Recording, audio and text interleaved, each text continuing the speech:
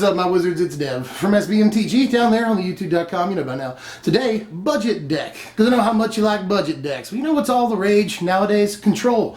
Ever since Pro Tour, Kaladesh, the two decks in the finals were both like these hardcore, old school, based around like draw go control decks. And so people are like, we can finally do this again. And a lot of people are pretty hype about control right now. The good news is that a lot of these control pieces are honestly not that expensive, you know. We play a ton of removal, and a lot of that removal is like uncommon, you know, it's not that big of an expense. And more in good news for budget players, we can cut a color safely here, I think, and save a lot of money on things like dual lands and stuff, you know, and still have a lot of good removal, card advantage, stuff like that control decks care about the most. So let me show you what I've got here. This is blue-black control. Now I usually like to start decks with the creatures, but control decks I almost always start with the removal. I'm going to do that here too. We're going to start with 3 Deadweight, 4 Grasp of Darkness, and 3 Die Young here. Deadweight I really like right now against all the vehicles decks and stuff. You know, it takes out Thraben Inspector, takes out Toolcraft Exemplar. That's really important. And even though it doesn't outright kill an Inventor's Apprentice if they have an artifact out, it still doesn't let it crew things. You know, it has 0 power, so it can't even crew Smuggler's Copter.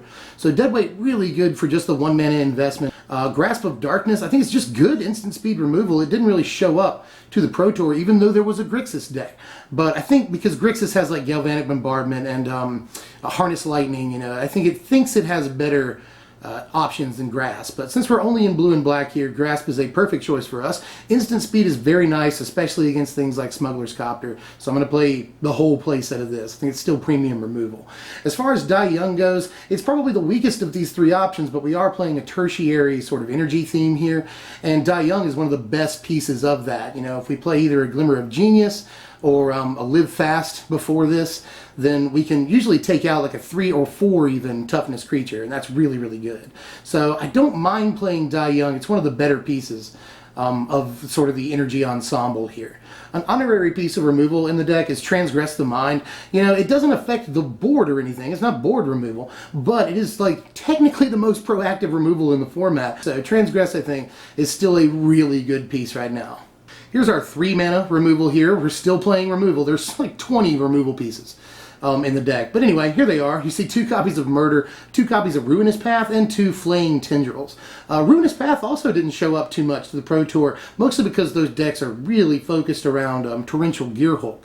And they want to play as many instants as possible. Of course, we can't play Torrential Gearhulk in this budget deck. 1 copy of Torrential Gearhulk actually costs more than this entire deck list right now. So if you've got your Torrentials, yeah, play them in this. But we're going to try and not have to build around that. Hence, we can play sorceries like Ruinous Path, and I actually think that Path is a little bit better right now than it was just a week or 2 ago, because if we start seeing more control because of the Pro Tour, then Ruinous Path gets better because we'll see sort of more Planeswalkers by default. So I think Ruinous Path is not too shabby right now. Murder is good just because it's instant speed. You know, instant speed is a high priority in a format full of vehicles. So this can also take out things like Smuggler's Copter and Fleetwheel Cruiser. Super important. Even like Cultivator's Caravan, you see that popping up in lists too. We're going to play 2 Flaying Tendrils here too, because it's really kind of the best mass removal that we can play, and it is still pretty good against these vehicle decks, and like the red-white tokens deck that we saw in the top 8 of the Pro Tour. Flaying Tendrils is fantastic against that, because that deck is trying to kill by like turn 4 with a Reckless Bushwhacker and everything below Reckless Bushwhacker. So they have a pretty developed board on turn 3, and Flaying Tendrils can just like completely destroy them. So 2 main deck copies of Tendrils I think is very much warranted. And to finish off the removal here, I'm going to play another piece of pseudo-removal to top the curve. And that's 2 copies of Confiscation Coup, which is sort of the ultimate reason to play an energy theme here at all. And Confiscation Coup does give you 4 energy off the rip, which is enough to take care of most creatures. But I like that, like if you play, say, anything, really a Glimmer of Genius into a Confiscation Coup, then you can take it. You can get like a Torrential Gearhulk that way, or any of the Gearhulks. So Confiscation Coup, really nice. I like it actually most of the time. I like it better than actual removal. Getting to steal a creature is like getting to play another win condition. So at least a couple of copies of these, but I don't know that I'd go all the way. We're going to play a Planeswalker in the deck, at least one. I think we can afford it here and still stay pretty budget. Just one copy of Ob Nixilis in this deck, because Ob Nixilis does everything. He's technically a win condition, but it's just we need a few of, you know, we got to win the game somehow.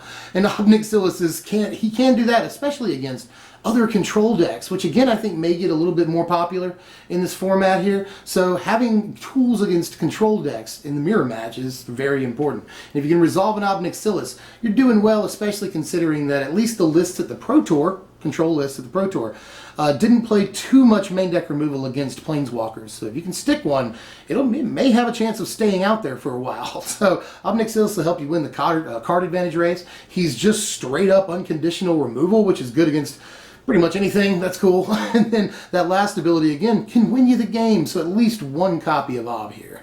Into our card advantage suite, that's important to any control deck. We're going to play 2 copies of Live Fast and 4 copies of Glimmer of Genius here. And I was looking at other stuff like Anticipate and even Comparative Analysis, and I think they could find a place, but the deck list got really, really tight, and I feel like these 6 pieces are technically all we really need in this deck. But if you want to play Anticipate, knock yourself out. But I went with Live Fast here because it's also a pretty good piece in the energy theme. You know, it feels like Read the Bones, or more accurately, sort of Painful Truths. You know, the Grixis deck in the finals of the Pro Tour played a couple of copies of Painful Truths. And this is sort of our way of doing that in just 2 colors. Sort of we won't get to draw 3. But drawing 2 is nice, especially if we can get the 2 energy and then follow up with the Confiscation Coup a couple of turns later. So, you know, card advantage is always nice. Something like Anticipate doesn't provide that, but Live Fast does. And, you know, card advantage is very important to a control deck because we want a mid-game refill. And both of these cards do it, especially Glimmer of Genius. This really proved its worth also at the Pro Tour, really a breakout card there. And it's just an uncommon, you know, it's still relatively affordable because it's a freaking uncommon. And just looking, you know, scry 2 and then draw 2 is always extremely powerful. Plus we get 2 energy to back up a Confiscation Coup or a Die Young. So Glimmer of Genius is just so good right now. And instant speed is very important. Getting to play this at the end of your opponent's turn, or maybe very late in the game you play it in response to one of their spells, looking for a Void Shatter. You know, many reasons to play Glimmer. It's just premier card advantage right now. On to the Countermagic, something that's also obviously really important to at least blue-based control decks. We're playing 6 pieces of Countermagic here, 2 Negate in the main deck, 3 copies of Void Shatter, and 1 copy of Summary Dismissal. I have to bring it up again, the Grixis deck at the Pro Tour that won the whole freaking thing played 2 main deck copies of Negate, and I can definitely see why. We're trying to beat Smuggler's Copter on turn 2, and this is pretty good at doing that, especially obviously if we're on the play. But it also does a lot of other things for us. Counters removal, counters card advantage from other control decks, you know. Counters artifacts, which is always really important, whether it's Aetherworks Marvel or Fleetwheel Cruiser. That's fantastic. So Negate, I think, definitely deserves a main deck slot. We're going to play a couple of those. Void Shatter is just fantastic, whether it's 3rd turn, beats a lot of good stuff in the format, especially, again, if we're on the play. So game 1, if we win the flip, then Void Shatter is fantastic. And it's great later on in the game and shuts out any sort of tricks they're trying to do in their graveyard. So Void Shatter, awesome. Summary Dismissal will play just the 1 copy of in the main deck and another in the board against Emrakul mostly. But Summary Dismissal is also just a great shutout counterspell late in the game.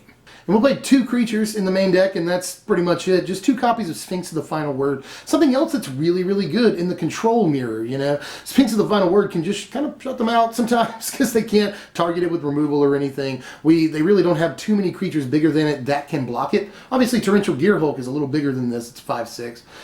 This is just a 5/5, but we can fly right over it and sometimes win the race against other control decks. Especially considering that we can just draw removal and kill their Gearhulk. They can't do that with our Sphinx.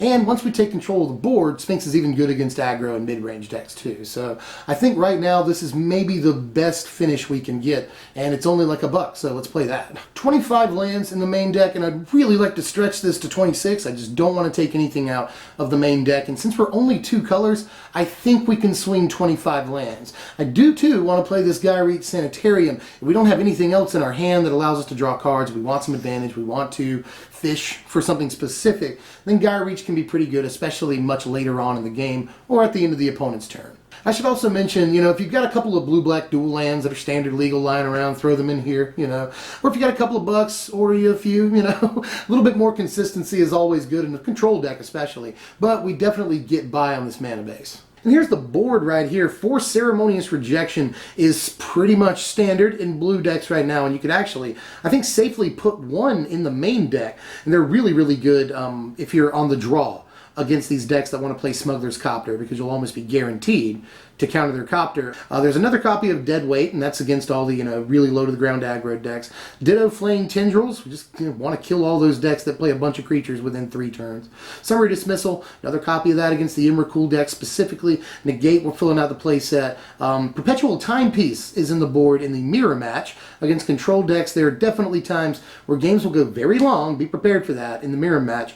And sometimes you just don't want to deck, and Timepiece can be very good as far as that's concerned. It can also get specific cards back, which can be extraordinarily powerful. Essence Extraction, good against Smuggler's Copter almost specifically, because we can take out Copter, add instant speed, and add life total equal to 1 attack step by the Copter, so that's good. And then I guess the last thing, Nibilis of Frost, which I saved for last here. Really, really good at the Pro Tour, 4 of in a sideboard there. And I could definitely see why, the card is freaking good, especially with all of our instants and sorceries. We play almost exclusively spells in this deck, and Nibilis is a great tempo piece against these aggro decks, especially the vehicles decks, because we can play things at instant speed and tap stuff down with the Nibilis on their turn, which is always incredibly powerful. Here's your power rankings right here. A final score of 59, which is pretty good for a deck that's only going to cost you about $25 on TCG Player right now. Pretty good for a deck that plays pretty much almost all of the premier removal in the format. Has a good finish in the form of Sphinx of the Final Word. Great card advantage, something a control deck really, really wants, We've got a great proactive discard piece in Transgress the Mind. We play so many good cards in a budget deck that I felt the power was a 6 in a $25 deck, because it's just got all of the best stuff in the format that's not a huge creature, basically. So try this one out. Let me know how you feel. I feel like for 25 bucks, it's maybe the best budget deck that we've done in a really, really long time. Or maybe at least since the $35 green-red aggro energy deck a couple of weeks ago. I think that deck was fantastic too. And this is easily the best deck since then, and it's $10 less. So give this one a shot. Let me know how you feel. I really think this is a contender for F&M. But that's all I've got for now. What are we doing next time? Next time, a deck that I'm actually pretty excited to present to you. It's a weird one too, instead of a budget control deck, it's a Big Daddy control deck. We're gonna do Naya Control next time. That is green, red, and white control. I actually think that there is a case for that in this meta right now specifically. It's got a lot of good answers. So basically a counterspell less control deck in 3 colors that aren't usually known for it, except for maybe white. But stay tuned for that. I'm actually really working the kinks out of that, and it's looking really good right now, so I'm excited about it. So stay tuned. Do that. Do people still say stay tuned? Anyway, if you enjoy this content specifically, then you should like this content. It helps me more. Anything you can do, blah, blah, YouTube stuff, sub if you're new, don't click away just yet. At least stay till the end of the video, because I love you guys. Anyway, I'm Dev from SBMTG. Thanks for watching, my wizards. Here's an end card